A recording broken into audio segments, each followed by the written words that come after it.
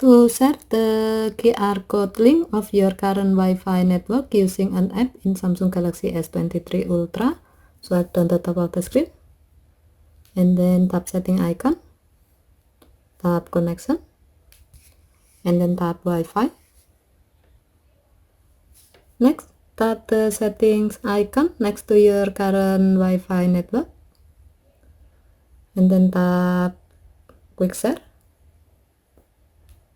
Under share to any device, select share link using app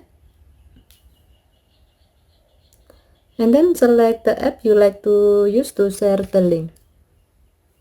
The link of a QR code from your current Wi-Fi network that you send through the selected app can be downloaded on the recipient side, and they can use it to connect to your current Wi-Fi network without they have to enter the password.